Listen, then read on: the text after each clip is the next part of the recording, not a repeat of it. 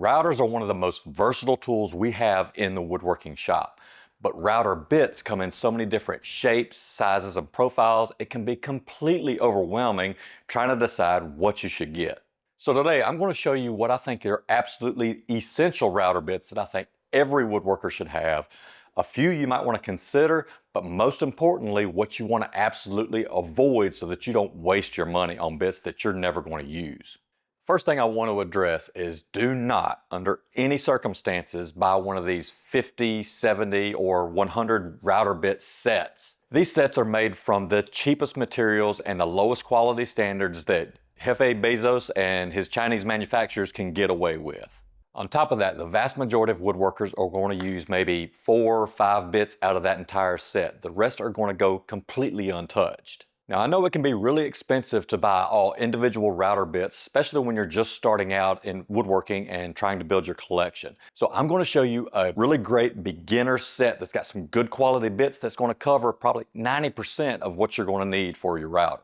Now, we'll get to that in a moment. First, I need to show you why there are different sizes of router bit shanks and why it's really important to make sure that you get the right one. Router bit shanks come in 2 different sizes. You have a 1/4 inch and a 1/2 inch.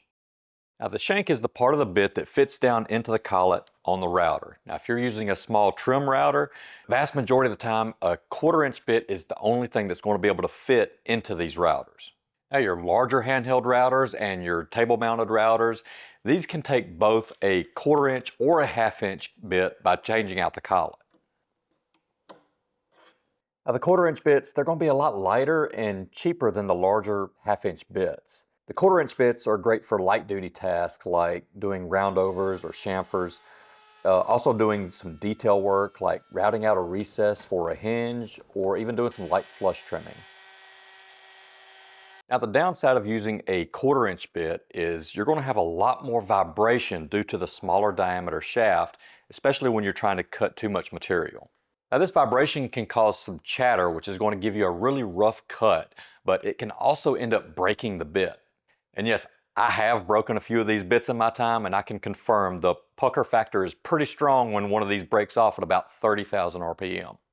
That's why for some of the heavier tasks, you should go with a bit that has a 1/2 inch shank whenever possible. The larger diameter is going to be a lot more stable and it's going to have a lot less vibration. And that's because a 1/2 inch shank actually has 4 times the material than the 1/4 inch shank. With less vibration and less chatter, you're going to get a much smoother cut. The larger shank is also going to be best for larger bits, which have a lot more mass to them. Yeah, I don't know about you, but I would not trust something like this beast spinning around on just a 1/4 inch shank.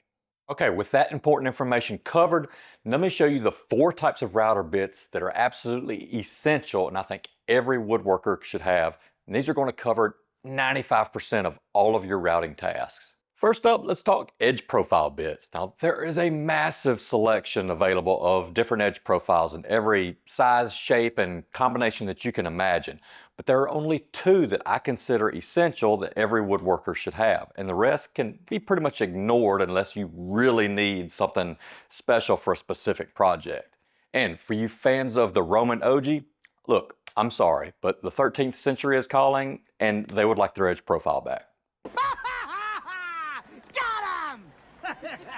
The number 1 essential bit on my list is the roundover. Now, I use roundover bits more than any other bit in my collection, and it's not even close.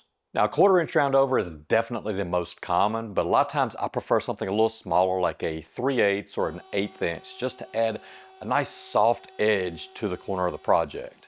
You can also get much larger roundover bits like this 1/2 inch roundover, which will give your project a much more of a sculpted look. And then you can even mix and match smaller radius and larger radius bits to really give your project some unique interest. Now, if you're just starting your router bit collection and you're not sure what size roundover to get, I recommend starting with the 1/4 inch. It's the most common and it's a good happy medium that is going to look pretty good on just about any project. Here you can see the difference between a sharp edge with no roundover. Here's an 1/8 inch roundover.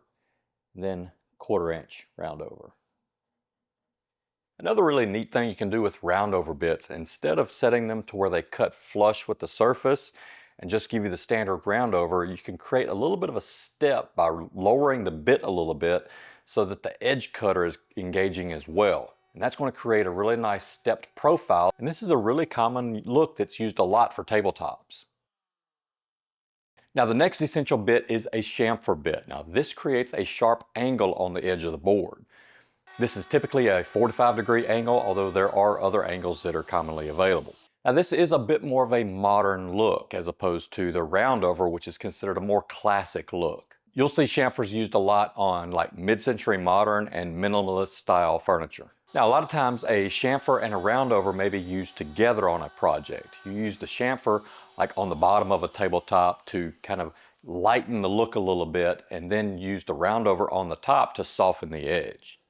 Now, unlike roundover bits, there's no need to buy multiple chamfer bits. Usually one is all you need, and you just adjust the depth to adjust the size of the chamfer that you're creating on your board. Now, the next group of essential router bits we would need to talk about are straight bits. Now, straight bits are mostly used for cutting grooves and dados into boards. Now, this could be to install shelves for like cabinetry or bookcases, but it also could be for installing something like T-track into some jigs or work surfaces. Now, straight bits can also be used to cut mortises for mortise and tenon joinery, so that you don't have to have a standalone mortising machine. I often use straight bits to cut out recesses to install hinges and drawer slides into furniture.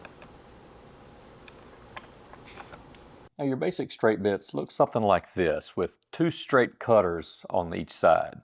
Now these are fine just starting out, but if you find yourself using these a lot, they do dull very quickly. And once they start to dull, they're going to start burning the wood and kind of getting some burn spots on the blades themselves. So if you do find yourself using these a lot, I strongly recommend upgrading to some spiral bits. Now the spiral cutters are going to slice through the wood instead of taking off chunks like the straight bits will. This is going to reduce the heat, and it's going to give you a much cleaner cut, which is less likely to burn and dull. Now spiral bits come in a couple of varieties. You have an upcut and a downcut, and this refers to the direction the chips are being pushed in reference to the router. So an upcut is pulling the chips up towards the motor on the router, while a downcut is pushing the chips down and away from the router. Now the difference is the upcut is going to provide the cleanest cut on the bottom side of your groove or your dado, while the downcut is pushing the fibers down, so it's going to prevent tear out on the top side of your material. Now the best of both worlds for this is a compression bit. It has both upcut and downcut flutes on it.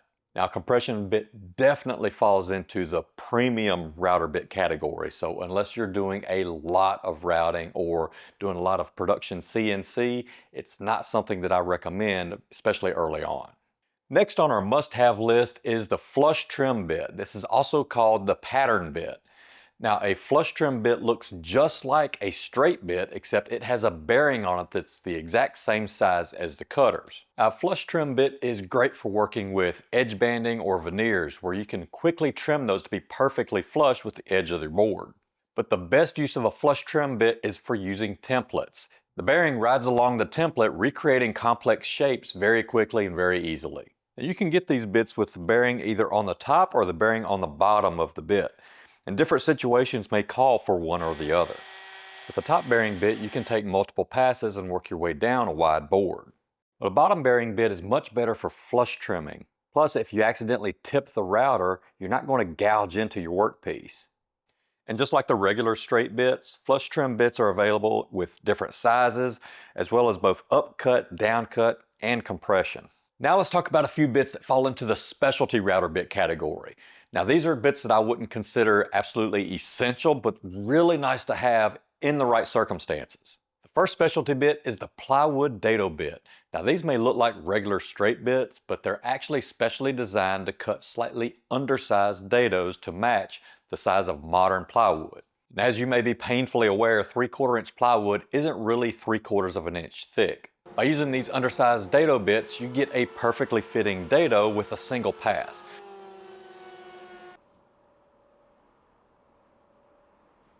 So if you're working with a lot of plywood to build cabinetry or furniture, these bits are going to be your best friends. Up next, we have the rabbiting bit. Now, these are similar to flush trim bits, but the bearing is much smaller than the cutting blades. Now, rabbiting bit lets you create a rabbet or rebate on the edge of a board. This is great for insetting a back panel into the backside of furniture or cabinetry. Up next is the dovetail bit. Now, you'll usually see a dovetail bit used in conjunction with a dovetail jig to make boxes and drawers.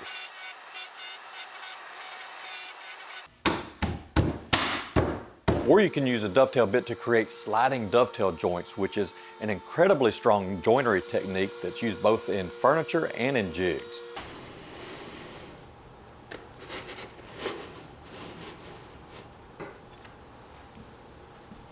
Now, if you're looking for a great beginner set of router bits, the best bang for your buck I've found is this set by Bosch. This 6-piece set comes with all the essential bits that we've already talked about. It has the roundover, the chamfer, the straight bits, flush cut bit, and it even has a dovetail bit. Now, there are definitely cheaper sets that you can find out there, but I think you're really going to be upset with the quality and the durability of those cheaper sets. This is a good quality beginner set that could last you for many, many years. Now, when you get ready to expand beyond this beginner set, I really recommend looking at the white side router bits. These are a good premium set of bits that are going to take you far beyond one of these beginner sets. The first time you use some of these premium bits, it's going to be actually surprising how much smoother and easier they cut through the material and the smoother finish that they leave behind. Now, I couldn't cover every type of router bit in this video today, so if you think I missed anything really important, be sure to let me know down in the comments and I'll try to include it in the next video. Also, make sure you go down and check the links down in the description. I've got links to all the router bits and the other tools that I showed you today, and I have a special discount if you're interested in the white side router bits. Be sure to like the video, subscribe if you haven't, and then be sure to go check out this next video to see some amazing new tools that I've been trying out.